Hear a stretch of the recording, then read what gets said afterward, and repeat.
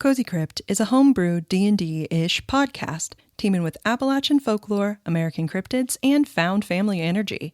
We believe in respect, tall tales, and not being a dick, but the show has cussing and horror themes, so listener discretion is advised.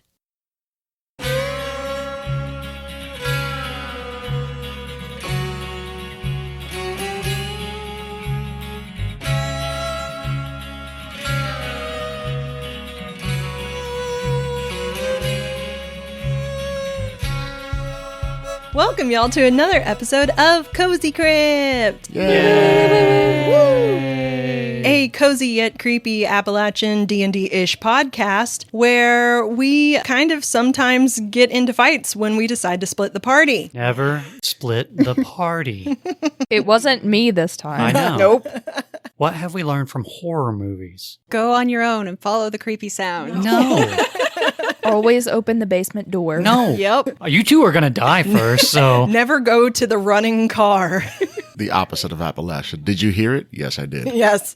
And then I called back and then I asked for its name and I got its cell phone number. And And you definitely always rest when you feel like you're safe. You never just like keep running. oh, yeah, yeah. And make sure that if you are running, you fall at least once. Yep, while screaming. Yeah. And if you hear the thing in the woods, you heard the thing in the woods. You go investigate it and make sure. It could just be a trapped animal. Exactly. It might need our help. It's definitely just your friends playing a prank on you. Totally. Mm-hmm. I am your game master, Olivia Wake. And with me are my cozy little creeps, Jessica Kaplan, Hi, I play Bobbi MacMilgen. Caitlyn Murphy, Hey, everybody. I play Aster Davis. René Padilla, Hello, this is Harlan Grey. and my love, David Wake. Hi, I play Selwyn. All right, guys, it's been a minute since we played last, so gonna tell y'all a little bit about what happened last time. So the thing was, you guys had woken up to a very warm, comfortable morning. You actually had a wonderful, some would even say delicious sleep. Where we got more powers. You got stronger. When you came downstairs, you had gotten to spend a little bit of time with Bella and Squonk. And after spending some time with Bella, I believe she had kind of informed y'all a little about ways that you could make some money in town. At that point, you guys had learned a little bit about crafting, as well as that if you wished to take a look at the graveyard, there was a certain landlord that you had to appease. The corn dude. Corn slippers. Yep. Do you guys remember his name? Aloosh. Yeah. Aloosh. Aloosh. A-L-U-X. He is from Mayan folklore. So Aster and Bobbi made him some cornbread. Yes, you made some cornbread. Selwyn, Aster, and Bobbi had decided you guys were going to go to the graveyard. Wait, I also made an anatomical picture of corn You for did. him. Anatomical, sexy photo of corn. I don't know if I'd call it sexy, but No, I did. So, when you guys had decided to head off, Harlan had planned to stay behind and learn a little bit about crafting. He'd had some cool ideas about how to make some money in town. However, as had hit Aster when she had gotten outside, was that the last time she stayed behind, someone who felt they had been slighted had decided to take their vengeance.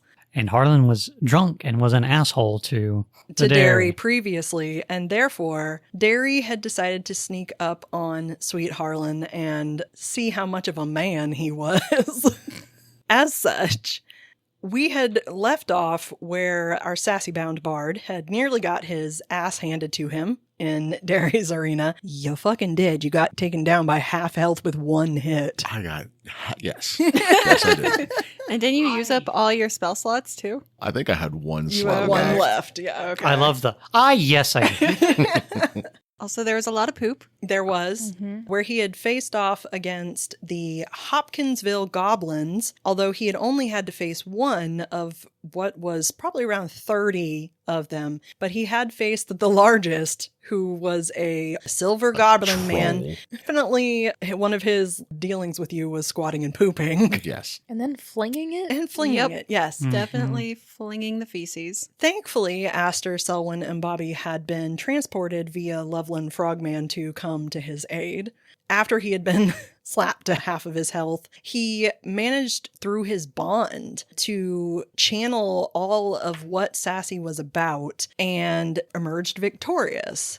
After having been saved via Aster telling Derry that she was vouching for him and that these were her crew, Because bros for life.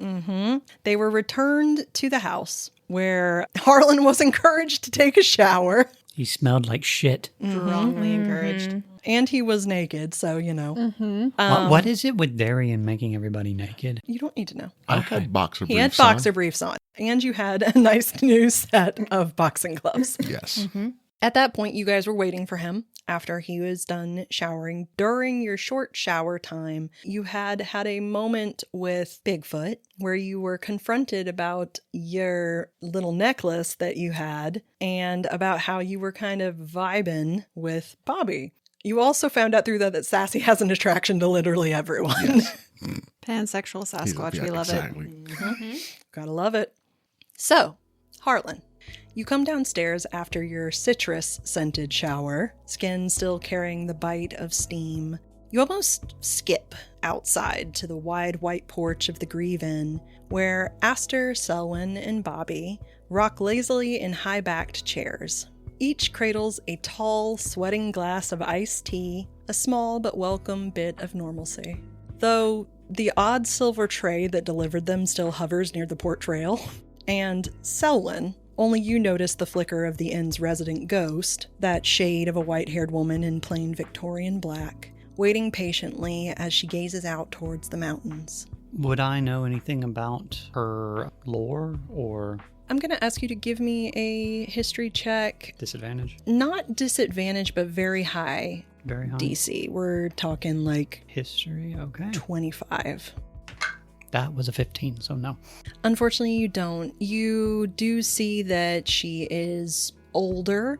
She looks hardened. Her face is very stern, but she looks towards the mountains, and you can tell from her clothing that it is the Victorian era, even though technically, since it is American Victorian era, we would almost consider it Civil War time clothing. Okay. I look at the tray and I go, thank you there. You don't have to wait for us. She turns, gives a thoughtful glance back at the mountains, then looks at you, nods, and the silver tray drifts slowly away. Huh. That's cool.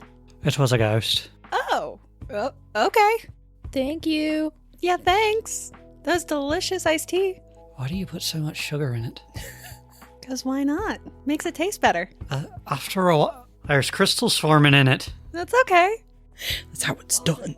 You are clearly from the Northeast. Yeah, we've talked about this. I'm from Yeah. Massachusetts, so we only Yeah. have iced tea, and it's not sweet, and it's not diabetic. I mean, that might explain a few things about you. Just try it. And she, Bobbi, hands him her glass. Come on, I mean, I've got my own. try with this sugar. Hurts my teeth. Yeah, it's supposed to. I don't know. That's okay. Oh man, that was a great shower. What are you guys doing? Is that oranges I smell? Why do you smell like fruit? That was what came in the bathroom. That's pretty cool. Mine didn't smell like that. No. Where'd you get tea from? A ghost. Oh, okay. Do you want some? Do you like sweet or unsweet tea? Yes. That's not an answer. All right. So Bobbi just holds her glass out to Harlan. Here you go. Takes a big swig of it. This place is kind of growing a little bit on me. I like this. This is good. How'd it feel to get your ass handed to you?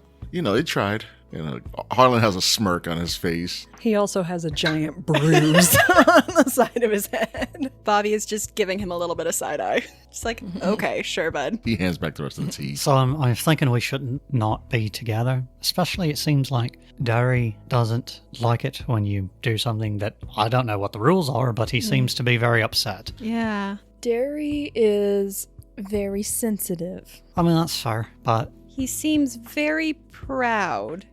I think Derry has some trauma, to be honest. I- And he's I- trying to work it out the best way he can. And By fighting people? listen, I didn't say I knew what the trauma was. I didn't fight Derry. He sat on top of a stage with a drink in his hand, like a mob boss. Yep, and a cigar, and there was one of those goblins with fishnet stockings leaning on him. So is that a sign of respect, or is he just wanted to mess with Harlan? Yes. Okay. But I think we're good now. I vouched for all of you. What does that mean? That means apparently we have to go back and fight tonight. Yep. Aw. Don't fuck over Derry and I'll be okay. Oh, okay. What about us? Don't fuck over Derry and you'll be okay. All right. Thanks for Yeah. vouching. I don't know if that should be thanked. It doesn't feel like that's a bit of a We're gonna end up fighting the dairy fairy, aren't we, Selwyn? probably, Okay. or one of his other minions. Cool. You said Derry is packing a butter knife, or is it just like a regular kitchen knife? It's been both. Nice. Okay. He's had a steak knife and a butter knife. He's a man of many knives. Yep. Are we gonna go to the? Yeah, let's go. We're going to the cemetery. You're coming with us. Look, I was trying to stay behind to try to figure out some stuff in the kitchen. How was I supposed to know that a tiny little creature with long ears was going to attack me? Because it did the same thing to Aster literally not 24 hours before. I mean, I was slightly intoxicated. Are you still drunk? No, I feel great now. Okay, then let's just go, okay, bud? Probably had the sobriety knocked into you. As a small reminder, in the end of the previous episode, both Aster and Selwyn had figured out how Harlan got so drunk from the previous time. Bobbi still is completely oblivious. Bobbi does not know. Bobby's like, he just has real bad tolerance, man. Yep, Bobbi was also jacked on caffeine. she was. The Wampus cat inside of her was freaking out. It's like a cat looking at a disco ball. Yeah. It was so bright. As we head out and go, all right, Mara, let's go. Oh, yeah. Yeah, y'all all noticed that someone now has a adorable red and white bulldog that is following him around. And she just kind of snuffs at you and wiggles her booty. Bobbi gives her like a little scritch on the top of the head. And she's like, licks your hand. Thank you, Mara. It might be a little wet. That's okay. You start to walk away. I look at Bobby. Do we get a pet too? Like, how does he get a dog?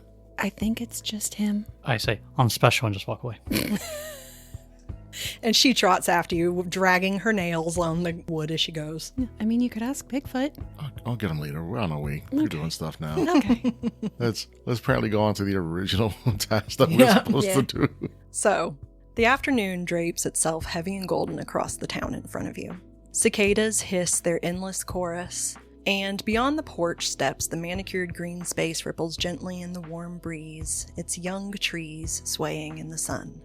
But past it, casting its shadow across everything, is that bottle tree. And from here, the massive dead oak rises stark against the sky, a black silhouette crowned with a scatter of blue glass. Occasionally, light catches and dances across your vision, but the gravestones gathered around the tree like a congregation gives you pause. You cross the green space, on paths of trampled grass, past the founder statue and the trees wound in twinkle lights, until you're standing at the iron gate. And almost as if on cue, it swings open, this shattering groan making your jaw clench. I think it's just this town. Just let's go do it. Yeah, I was about to say, that doesn't seem like a bad thing at this point, right? I mean, it just might be squeaky. Uh-huh.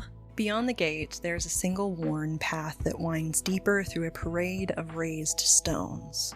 You don't have to enter, but you remember, Aster, that the grass had said, "Help it." Is the grass or the tree talking to me now? Do you wish to try to touch him and have some connection? Yeah, like I want to actually put my hand on the grass. Okay. I've heard of this. She needed a touch grass. You feel that buzz, that strange itch that kind of comes into your ear whenever you channel into this part of yourself. But all you really hear from the grass is, "Water, water, soil and water, water, water, soil, water, help it." Aster, you okay? The grass is just singing a little song. Anything we would know? Just soil and water and helping the tree. Oh, okay. I mean, the tree looks a little extra dry. Like, do you hear anything from the tree? Tree is oddly silent. I'm used to some of the plants being quiet, but this tree is like silent. But the grass is talking, so at least the floor. The grass might be is healthy. singing currently. Soil and water, soil and Aster. Well, the grass is adorable. Son. So Bobbi just like looks up at the tree. Would she know what a bottle tree is? I believe you were not there when No, I they wasn't. find that out. Yeah, no, no. you were looking at the thing. Yeah. So if the two people who were not there were Selwyn and Bobbi, so you guys are welcome to give me a history check. Histoire.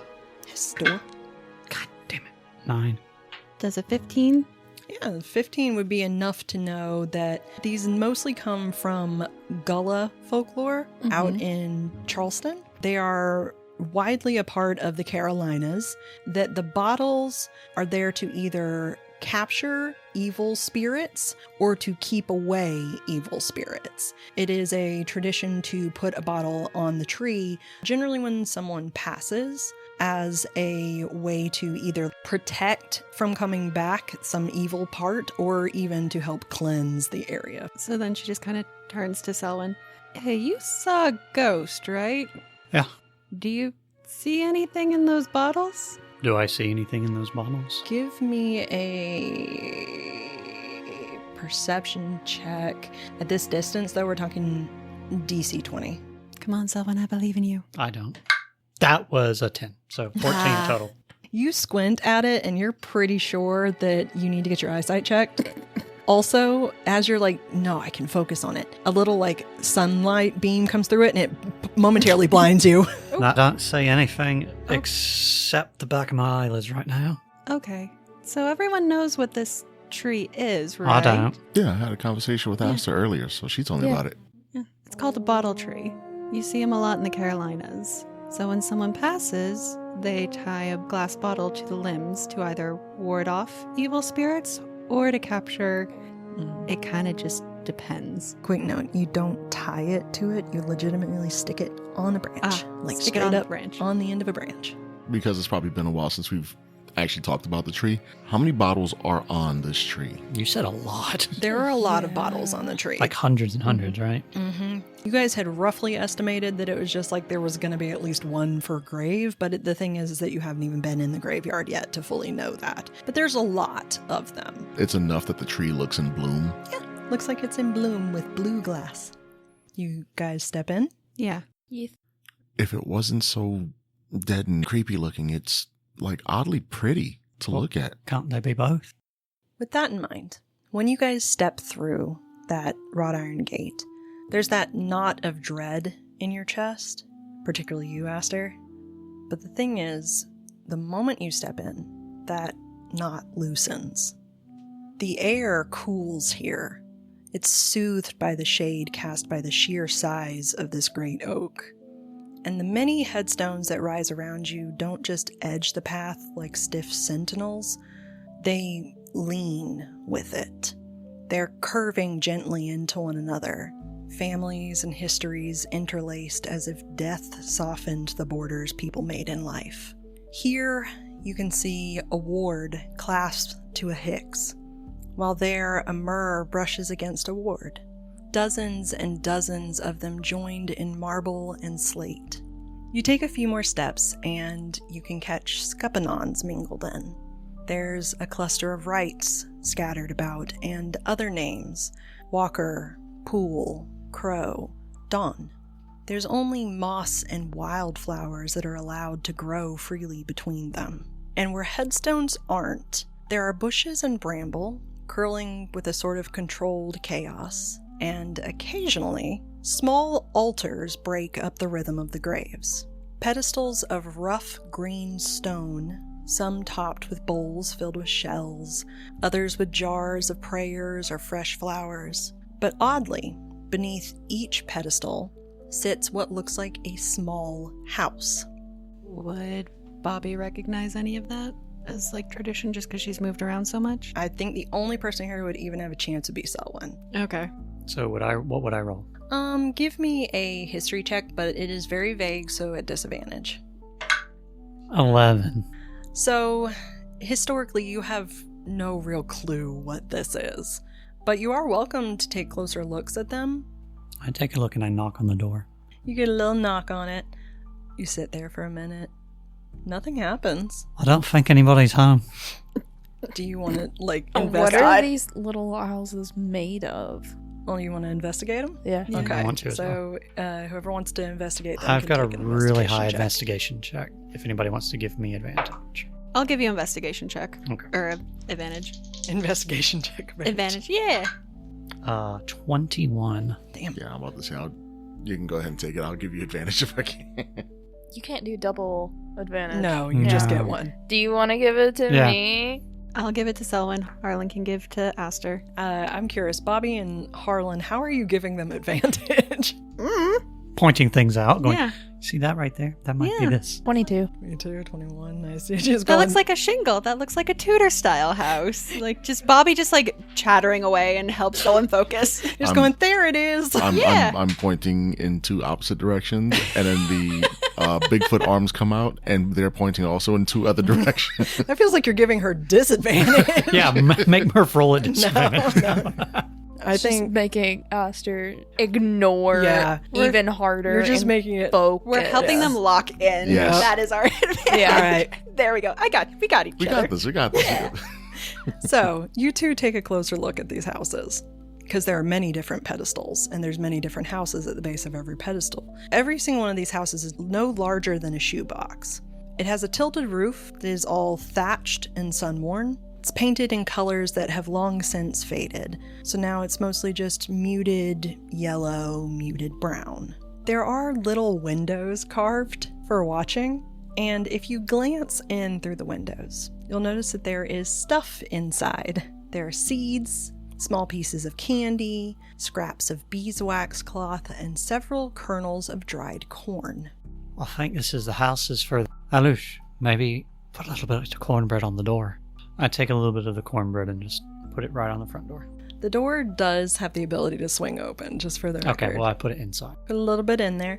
Nothing happens. You do... I put another piece in. Just feeds it like quarters in a like game slot.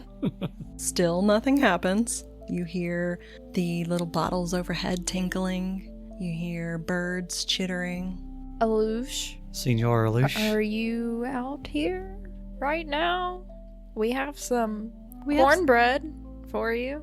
and a picture. Give me a persuasion check. The DC is very high. Either of us? Or everybody? Everybody can do it if they wish. I'm going to give Harlan advantage. That's even better. That's second one is a nat 20. Nice. Appreciate it, so. Yep. How does Selwyn help Harlan Yes. persuade? I just hold my picture up and dance around a little bit. You dance with the picture? Yeah. Okay. You guys stand there for a little while. Nothing seems to be happening. Harlan, you eventually find yourself using Bigfoot's arms to lift the cornbread high up into the air as if to be like, maybe it needs height. Like Rafiki holding up Simba. You run your hand across his cornbread head and go, Simba. Selwyn. And then, just very gently, you hear a... And with all of you looking at the raised hand, you hear a little thunk. And the next time you look down at the house, the cornbread is gone. Hope you like it. Don't forget your picture. There are many more pedestals going through. Should we just add a little bit of cornbread to as many pedestals as we can? Sure. I don't have a better idea. Yeah. We just go and start shoving cornbread in all these little houses. All right, so as you guys walk along, following a well-worn path that curves deeper into the graveyard, occasionally as you walk, songbirds flit from grave to grave. They're trilling and peaceful and happy. There is a mourning dove that coos from the oak's limbs above, and you hear the gentle tink, tink, tink of the blue bottles. You continuously stop putting little bits of cornbread at the pedestals. Is there a bigger house I can find to put my picture in? Eventually, there's a slightly larger house. And I fold it up and put it in there. Origami style. Mm-hmm. I want to fold it up there so it looks like an ear of corn. Ooh, okay. Give me a dexterity check. So just give me a basic dexterity check. Well, shit. You can always ask for help. Help me, please. Sure, I'll give you help. I got extra arms. I want it to be canon that you stand behind him like Ghost. Ghost style. Ooh, 19.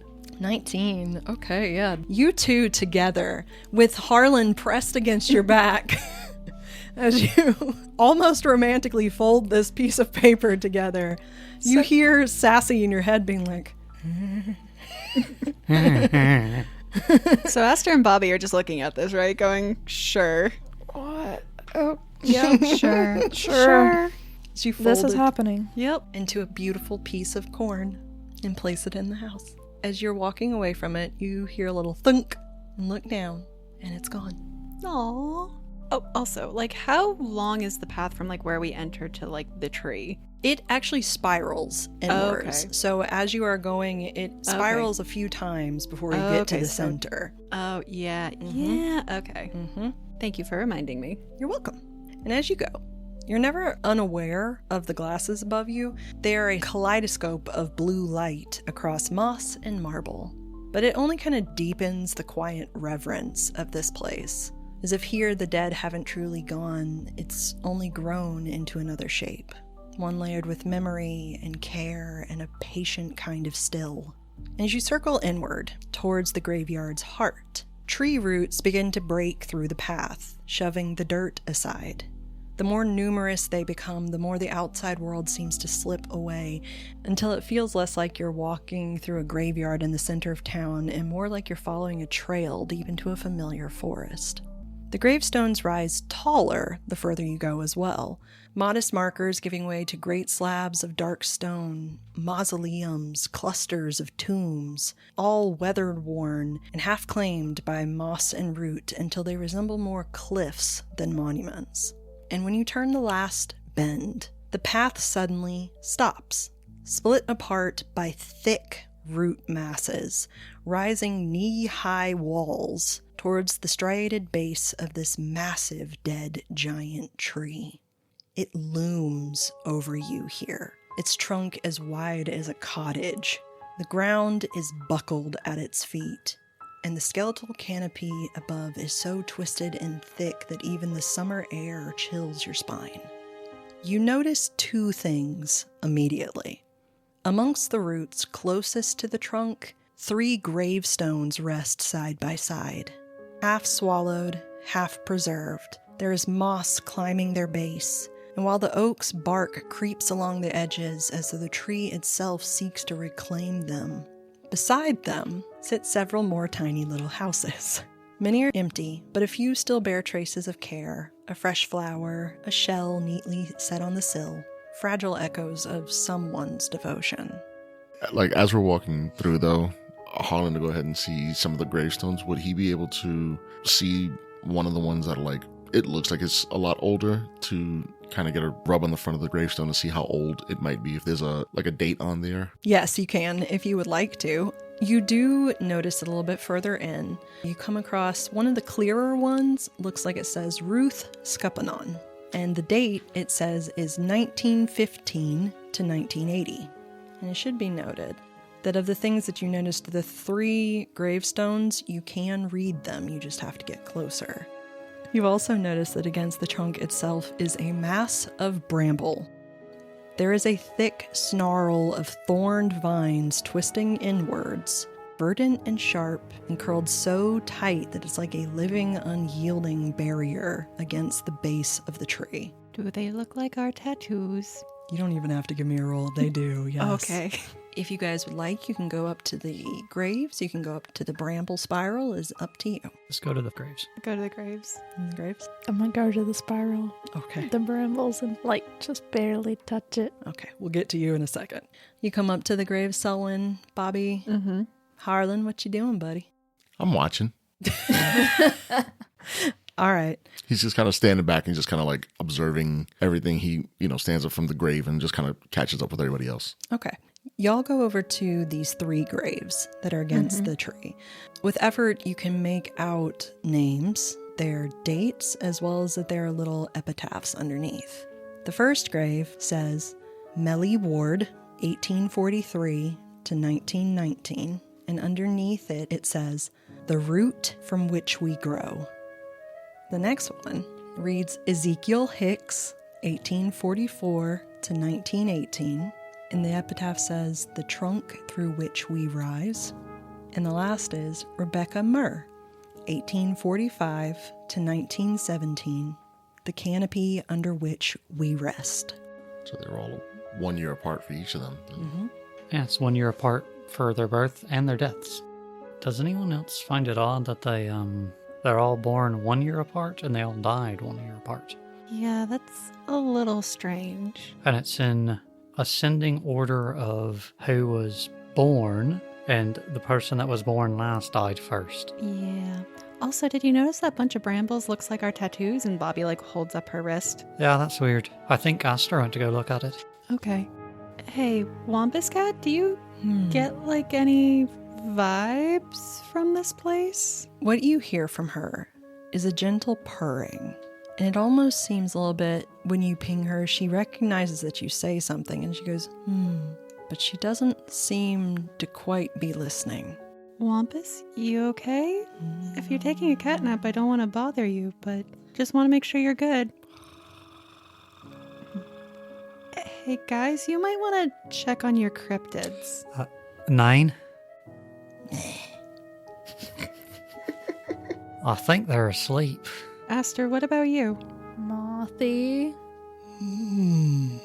That sounds normal. Aster. Above. Below. Less normal. Harlan, did Sassy talk to you? Hey, Sass, you up there? Sup? You good? Fair. Looks like the rest of your kin is Oh, okay. Am I interrupting something? I think I'm interrupting him. Doing what? I don't know. It feels like I walked into the room by accident, so I just kind of closed it. Okay. So All of our cryptids are asleep / Did anyone say anything? Mothman said above, below. As above, so below? Oh. Okay. Aster, you are approaching the Bramble Gate. Yes. Give me, as you approach, a survival or a nature check. Do I get advantage because I know nature very well? Look me in the eyes. I'm looking you in the eyes. Persuade me. I know trees and I know forests and I know all the bushes and I've talked to them. That's true. Okay, you can do a nature check at advantage. Dirty 20. Ooh, nice. So, you get very close to this. This shape is hauntingly familiar. The brambles are that spiral, similar to what is etched in your own skin when you were bound to the grain. It seems almost, as you're looking at it, to breathe. There's a pulse, sort of inner rhythm to these vines. But you notice that halfway under the bramble mass, in the dirt, you notice a single print pressed into the earth. It is dried, mud-stained mark, nearly ground flat by the passing season, but it is still recognizable. It is a shoe print, proof that someone walked here or through here. By the depth of the shoe in the ground, could it be looked at to see if it's like a bigger person, or is it a shallow footprint, or is it a deep one, like somebody's heavy set? Harlan, you walk up to kind of look at it as well. It's a bit shallow because of the fact that it looks like it's worn, but it is an adult shoe print. And it goes into the brambles? It is halfway under it. Under the brambles. Mm-hmm. So how thick are the brambles around the base? Like, how far in do they go before we would get to the trunk of the tree, I'd say? They are incredibly thick. There is several, probably maybe a couple feet. These are like the Sleeping Beauty thorn brambles. Thick brambles. Is there a dragon nearby? Do you look around for a dragon? No, I do not. I do not. Not at this moment. What, Bobbi, give me a perception check. Fuck. A 17. 17. Okay. You give a quick glance around. There is no dragon. Oh, good. However, when you look up into the tree, you do notice a very familiar tiny little bird. Hi, Pip. He freezes. His little black eyes seem to even get larger, as if he didn't expect you to see him. Hey, buddy. Are you just hanging out here, bud? Do you know what's wrong with the tree? Okay. Harlan doesn't know any better. What is it saying? While they're talking about Pip and trying to understand, I'm gonna touch the tree? bramble. Okay. I can't make it to the tree. You touch the bramble. The bramble. All right. So, you touch the bramble. I'm going to ask you to make a decision right now. Are you wanting to reach out to this tree with your tree innateness, or are you wanting to reach out with Mothman? Mothman seems kind of preoccupied, so I'm gonna reach out with like my nature innateness. Okay. So, Aster, there's that buzz in your ear. Again, that kind of familiar itch as you reach out. You're the one that always opens yourself up to this world. It's the way your kin always have. You don't really think about it, you just listen. Sort of sink yourself into it, into the dirt. And usually the world sinks back. The grass reaches to your touch, the bark breathes with you, the roots absorb your pulse. A give and take sort of relationship. It's kind of a strange, gentle kind of encompassing. But touching the bramble, it's different. It's quiet. Too quiet. There's an absence here, and it's not something you've ever felt in this world. In fact, it's not even something that you've felt in dead plants. Dead things still whisper. Things that rot still feed. Even stone remembers the shape of what touched it before. But this feels intentional. A stillness that is stretched tight, like something is hiding. Knowing what little bit I know about kind of magical things now, does it feel like it was a magical intention? Give me a Arcana check. 14. 14. You don't know very much about magic. You're fairly new to it. But you do remember when you were in the police office, you felt that sort of little weird ping when you saw May do some magic. You could recognize what it was innately. This feels strange in the extent that it feels a little like magic, but it also feels familiar. Sort of like it's something that has been innately known to you. It's less magical and more natural. So, the bramble is silent too. Oh. But it's alive, right? It's green. It is green. It has its own kind of pulse to it. Does it feel invasive? It's just silent. You know, when we were shortly arrested and in the jail cell, Yeah. how we seen May do something. Yeah. Did anybody else feel like a weird Did we? buzzing sensation? You all felt that weird sensation when you came in. There was like Kind of that sort pop. of pop and a staticiness to it. Oh. But it really would have only pinged to you when May specifically was looking at something. I felt a pop when we went in, and I can assume that it was something because we weren't able to talk to our cryptids at that point. Aster, as you're sitting there, you hear a little hum in your head as Mothman goes, "Oaths What kind of oaths? below." Like gravestone oaths? I'm really vibing right now. Are you high? I'm really chilled out. Yeah, I can tell. Like the silence that I hear from the plants.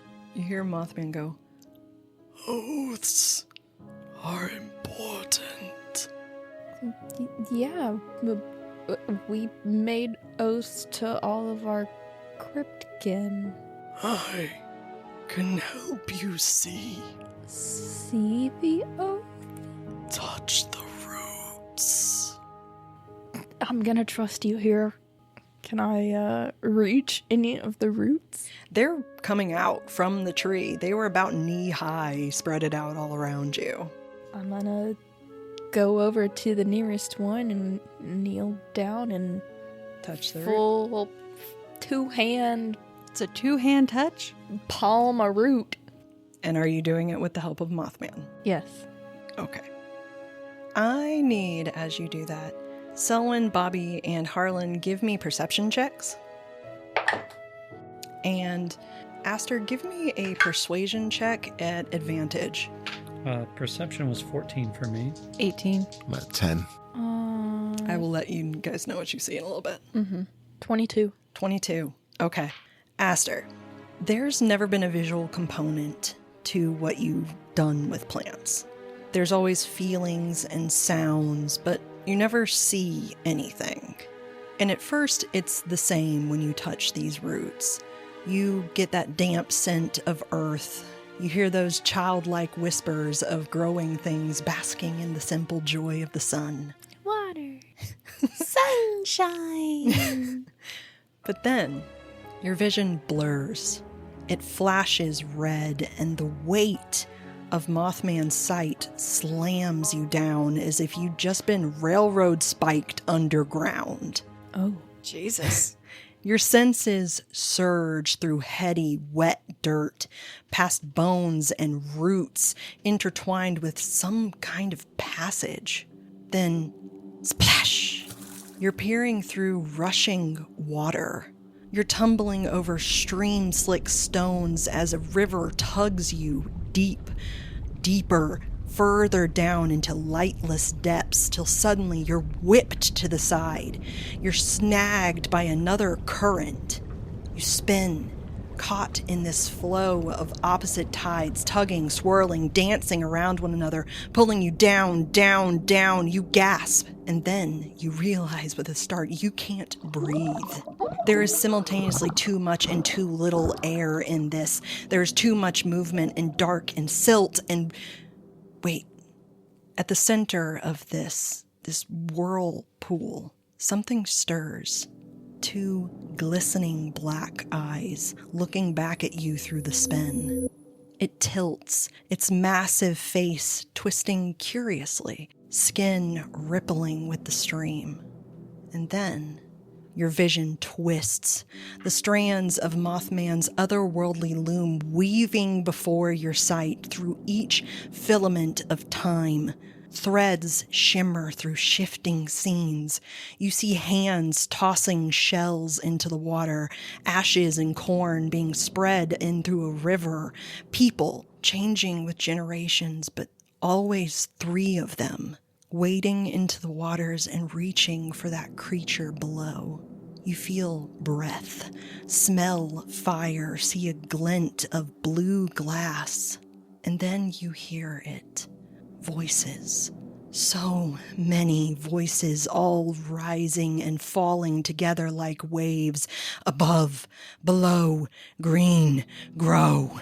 Oh God, it's so much, too many voices, too many paths lived and not. They're all chanting, all repeating, so many threads tied to those words, so much connection and devotion, so many possibilities. But then there's an arm, strong and steady, and it wraps around you like a shawl and wrenches you back up.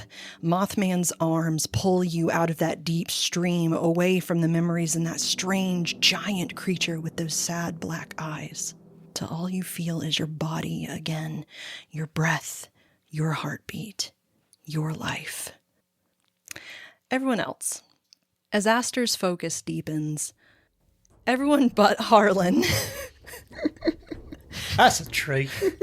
I like trees. You notice there is a shimmer the moment she touches the roots. It's light bending wrong. And then a small figure appears. It's that small man, the one in the green nightshirt and the corn slippers. Wait, have Selwyn and I seen You've him? not, so this is the first time you've seen him, but you've heard of a green nightshirt and corn slippers. He is crouched by one of those tiny houses. You have a better look at him now. His skin is brown and ears are pointed, but otherwise he simply looks like a miniature wide-eyed man. But then, the moment that he gazes across all of you, his eyes seem to settle on Harlan. Uh-oh. He hisses, his mouth parts to show dozens of sharpened teeth, and he screams, "Greedy hands, no take!" And before any of you can react, he blurs forward faster than your eyes can follow, straight at Harlan. Harlan, please give me a contested athletics check. Oh, shit. It's like, wait, why are you... Ah! So Aster's having the trip of her life, and Harlan is getting beat up yet again. It's a 14. Okay, well, we got a 14 on the die. He has a +7. Oh. Alushby. I have a 1. Small but mighty. Also the look of betrayal that René gave Olivia. Yes. Aster, you come just out of this in time to see this tiny creature come over and grab Harlan by the ankle. He is incredibly short. He's like 3 feet tall, but he grabs Harlan by the ankle and you hear a stone-splitting scream come from this creature as his hand wraps around and he lurches. Harlan, you are suddenly whipped to the side, limbs flailing, and you aren't sure what happens. It all goes so fast. You are spinning, weightless. Your friend suddenly shrinking as the air blurs everything until everyone is a smear of color. But the rest of you watch as this tiny man grabs Harlan by the ankle and literally hurls him like a football towards the exit.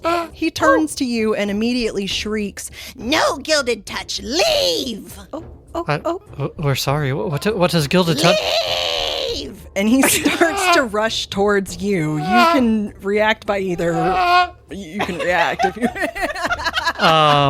Do we still have cornbread? Yeah, you did. Okay. I get down on his level and I hold out a piece of cornbread. He runs up to you. He immediately eats the cornbread, grabs you.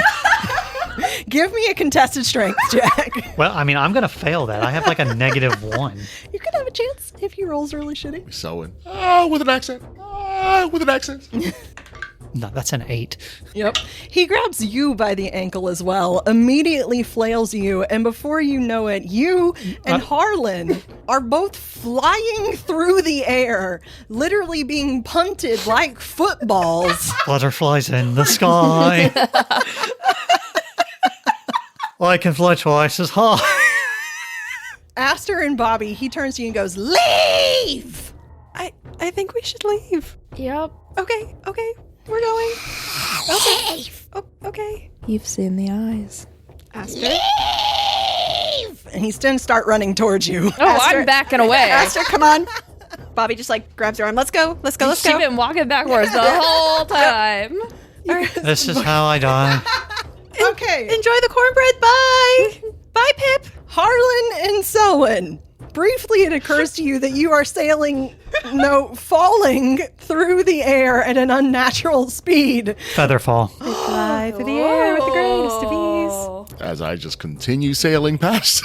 I go, at this point, I think I'm going to die. So I flap my arms and then cast Featherfall, and it hits both of us. It hits both of you? Yeah, I can do Featherfall. Oh, nice. Okay, cool. So you are... Harlan's still screaming.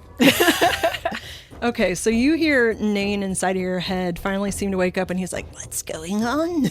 "Oh, you learned Featherfall. Good job." Harlan has his eyes closed and he's...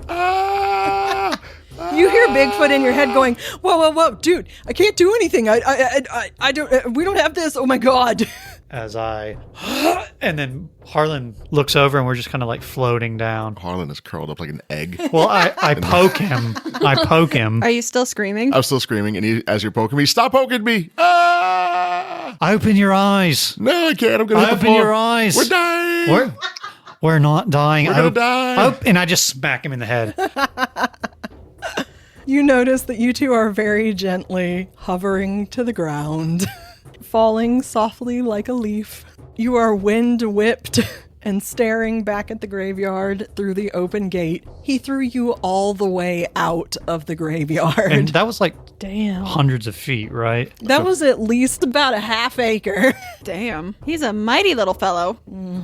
I feel like a spent Angry Bird right now. Just... I've already been used. Didn't knock over anything, and I'm just... If you still have your eyes closed, I peel your eyes back. No! In your head, you hear Sassy going, "No, just keep them shut. Just keep them. If we don't look at it, it can't be real." Yeah, the Bigfoot hands cover my eyes. All right. So, Slowly but surely, you come and drift to the ground. And Selwyn, as you look back at the graveyard for the briefest moment as you're blinking dumbfounded. Between blinks, you swear you see a pair of familiar green eyes staring back at you from the shadow of the gravestones. They curve almost amused, and you'd seen them before. In fact, all of you had seen them before. Mm-hmm. These otherworldly green eyes that had come looking through a cracked window of a crashed bus just before you passed out. And then your friends rush out of the graveyard and you're unceremoniously dropped on your ass to the ground. And as they run out, behind you see Alush suddenly appear, seemingly out of nowhere. He screams in a language you don't know. None of you know this language until he finally spits, "No greedy touch," and he slams the graveyard gate closed. Oh my god, are you guys okay? I almost died. I was so scared. I just put my hand over his mouth.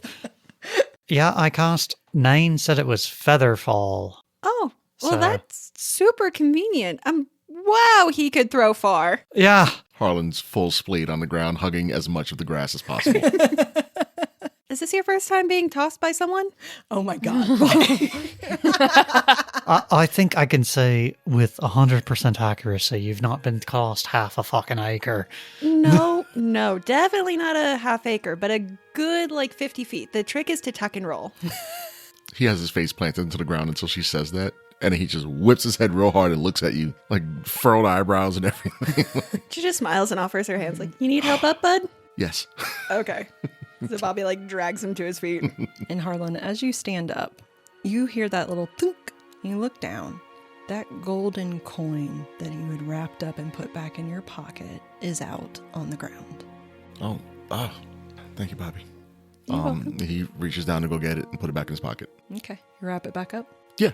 Does Bobbi notice it fall out of his pocket? You all noticed that Okay. it fell out of your pocket. Give me just a straight intelligence check. 14 for me. 19. 17. 14. You all just kind of think about it for a second, and it sort of hits you all at once. Alush had rushed first at Harlan, and he had said no gilded touch. There's something with that coin. Yeah. The creatures here really don't like that coin. Mm-mm. Yeah, he just takes it out of his pocket and holds it back up and looks at it. Maybe we should talk to Granny about it. Yeah. Or maybe we should go to that sunflower place, since that's where the flower was made. Well, we were told not to go near the sunflower kids. I mean, yeah, but... Maybe we should take it to Sheriff Ward Or Dr. Murr? or Dr. Murr. What do you think, Aster? Aster is still reeling from having been mystically drugged down to the center of this town. Oh, it might put us in a bit better good graces with Sheriff Ward if we show her these things that we found. She did see the coin, She but to show her that we found the gold dust in In the bag. the bag and that we had to fight the grits. And the fact that the cryptids really don't seem to like and it. that Alush chucked Yeah. 2 of us half a goddamn acre. Yeah. Aster, are you okay? What did you see? I don't feel... And Aster is going to turn around and just barf over the my side. You hear in your head, Aster goes, "Yeah, that does happen. It's a lot. What the fuck was that? I told you you couldn't see all of my power at once. Aster, oh my god, are you I just- okay? Was that all of it? No. That was only part of it? Only part of what? I'm just slowly putting circles on your back. Is Aster's hair long enough to get in the puke? Not long enough to hit the ground, but it's just barely long enough to start getting it in front of her face. So Bobby's going to do the girl code thing and just gather it behind. I just wanted to make sure. Harlan, it all how are you out. comforting our friend? Harlan did just get chucked. Harlan's just laying on the ground going, Harlan's still an egg. I just watched you puke, but I'm very interested about what's going on with this coin. Are you still holding it with your bare hand? It was wrapped up, kind of came undone, so I still have it I'm holding it in the wrapper. Okay. But just trying to literally ponder what's going on with this and why is it so powerful for some reason. It's deadly. I don't know if this is sacred, if it's helping me or hindering me, is it doing something? Well, I mean, You know what? Give me this seems weird, but give me an insight check on the coin. that's a 15. 15. this coin's definitely helping me. So friendly. It's such a good coin. You kind of look at this coin in your hand and you turn it over. And as you're turning it, very briefly, your skin slightly grazes across it. And you hear inside your head, whoa, dude. You don't care for that either? Does it, what does it It's feel not like? right. What does that mean? It's not natural. I mean, it's gold. It's not gold. It's just, I don't know. It's not right. It's not. Can I close my eyes and like visually see the space that he took me to where the giant tree is at? Not here. No, you can't. It's a very liminal space. It's more of a dream space. But you could close your eyes and possibly envision him if you would like. Yeah, I want to try to get as close as possible to like seeing their face, like visually see the emotion that's on their face right now. Is it like walking into a room that you know you shouldn't be in type of feel? Or... You see his face, and his face is almost contorted. There is a pain that comes across it. His eyes don't even look at you. They are looking at that coin. And you can see as he stares at it and stares harder and harder, eventually his eyes seem to go black. Sass? His eyes raise up to you. Sass, are you okay? He screams at you and you see him run away. Sass! Sassy! You are immediately shunted out of that space in your head. What the fuck is this? And he throws the coin on the floor. Harlan, I would like you to mark on your paper that you have gained 1 infliction. Oh. Somebody had to be the first. Oh. I'm actually kind of shocked it was not Bobbi. You're going to need to gain some favor with Bigfoot, otherwise it will get worse with every passing day. At this moment, you have disadvantage on 1 skill. Uh-oh. Do I pick the skill or do I give you the list and you want to roll it for me? You zero out whatever you got your bone in. Harlan immediately like chucks the coin out of his hand like a hot coal. Like it felt like it burned, and launched it out of his hand. And now he's breathing heavy. He looks like Aster. I can see that she was physically shaken by something, and Harlan has that same, a similar grieved look on his face and just wide eyes. You've probably never, like... There's no iris, it's all pupil. All people. Like, this is extreme levels of, like, fear and paranoia. It is internal pain.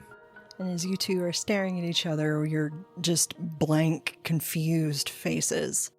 That's where we're going to end for right now. Jesus Christ. Dun, dun, dun. Selwyn, are we going to be the parent friends? Yeah. Okay, cool. Definitely something with that coin got to what she saw. Black eyes.